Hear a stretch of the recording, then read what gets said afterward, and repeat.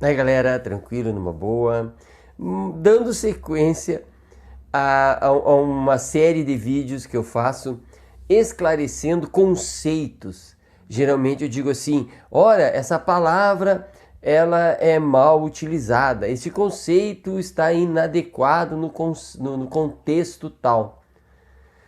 Pois neste momento eu pretendo falar sobre o tema, o conceito que está sendo mal interpretado, que é a presunção de inocência. E aqui quem fala é um sujeito da área da filosofia, né? Então, uma visão filosófica sobre esse contexto, portanto, uma tentativa de entender o conceito. E por que digo isso? E por que me incomoda?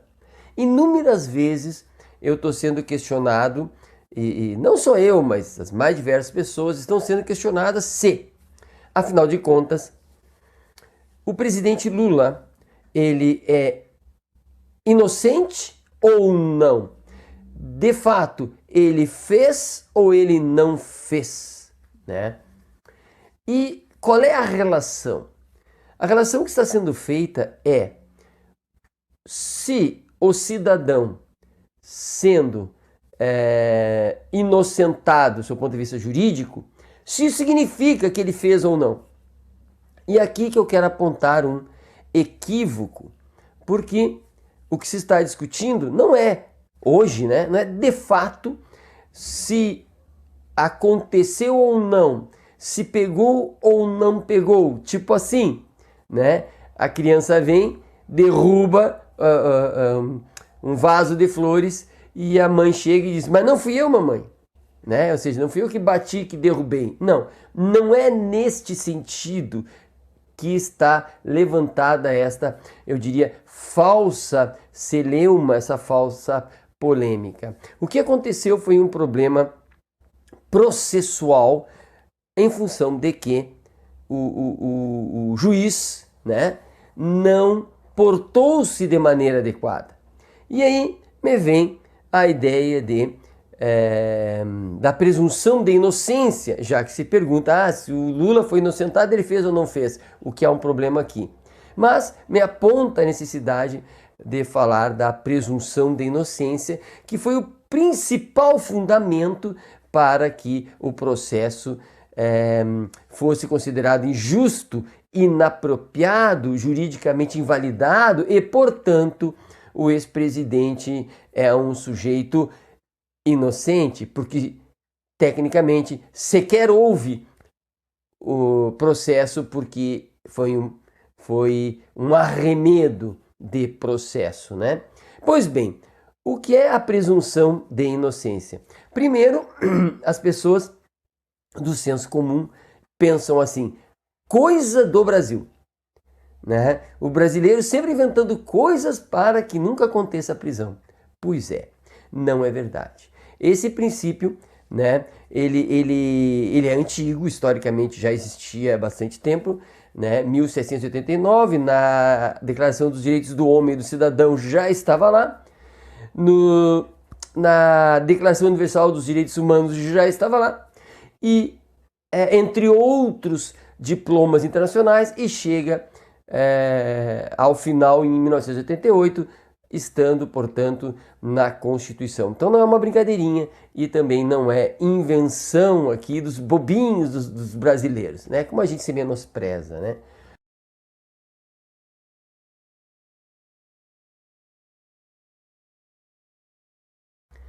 Portanto, o que significa a presunção de inocência? Significa que antes de todo o processo, o investigado ou o réu, a pessoa, ela não pode ser antevista como alguém que será condenada.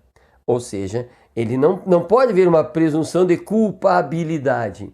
Né? Não é porque a imprensa disse, não é porque o que as pessoas comentam, não é porque o aspecto político indica que o Jorginho fez ou deixou de fazer tal coisa, que ele vai ser pré-julgado. Não é possível, em função da concepção das autoridades, que todo o processo ou que toda a investigação seja orientada pelo princípio da culpabilidade, ou seja, precisamos fazer com que tudo seja coerente com a intenção do Estado ou com a intenção da autoridade, do juiz, seja lá quem for, né? Com a intenção de trazer a culpa ou comprovar a culpa. Vamos ajustar a realidade dos fatos, dos depoimentos, das datas, de tudo que for possível, ajustar a compreensão de que o sujeito deve ser condenado, de preferência, à prisão. Percebam que não é possível este ajuste. Portanto, a presunção de inocência, ela prevê que não é possível ao Estado de Direito comparar ou tornar similar a conduta do condenado, né, à conduta do investigado. Não é possível. A pessoa investigada, o réu também, né, ele é um sujeito de direitos. Ele não se pode retirar nenhum direito dele antecipadamente, inclusive o direito à liberdade, tirando casos excepcionais, né, portanto, de maneira geral, a pessoa não pode ser coibida em sua liberdade antes de um determinado caminho processual que justifique a limitação dessa liberdade, porque o cidadão ele é sujeito de direitos sempre, mesmo quando encarcerado. Quem dirá antes? E um dos direitos é presumir-se inocente, né? Um desses direitos é não fazer provas contra si mesmo, não colaborar com o Estado quando o Estado está interessado em investigar a sua culpa, investigar o seu procedimento, a sua ilegalidade, né? Ele não tem obrigação alguma de cooperar com isso.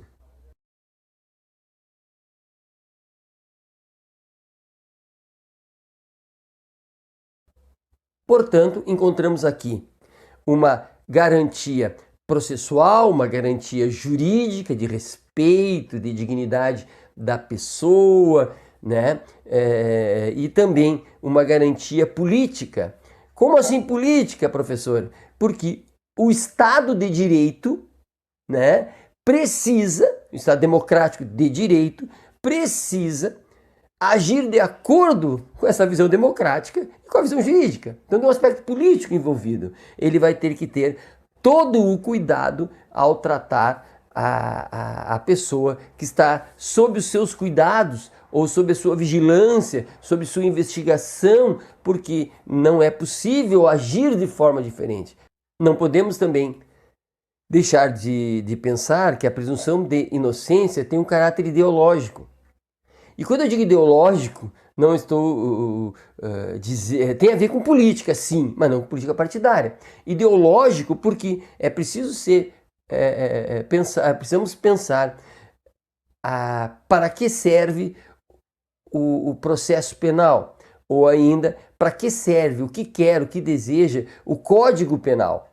Né? Nós queremos que tanto o processo quanto o Código Penal sejam uma máquina que ceife vidas, uma máquina que cerceie direitos de qualquer suspeito, né? Ou nós queremos procedimentos éticos, procedimentos morais, procedimentos jurídicos que respeitem a pessoa e também pensem no retorno dessa pessoa à sociedade, o retorno dessas pessoas às suas famílias, a seus empregos, porque afinal de contas não é possível nós imaginarmos um Estado que deseje eliminar pessoas, né? Após, mesmo que condenadas. O Estado não pode pensar em ser um eliminador de pessoas.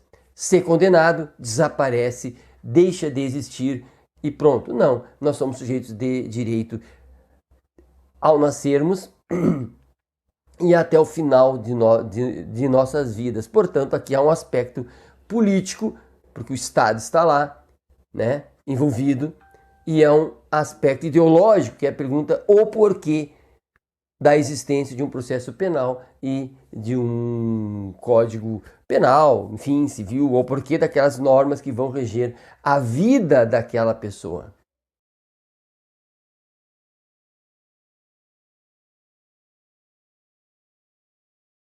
Portanto, podemos dizer que a presunção de inocência menos se refere a se a pessoa de fato fez ou deixou de fazer algo previsto em lei, em norma, mas se refere muito mais à forma com que ela é tratada pela autoridade e pelo Estado. Podemos dizer que o ex-juiz Moro, não seguindo esses procedimentos, e aqui não é opinião, por favor, não é opinião, isso já foi decidido pelo STF nos organismos internacionais, né?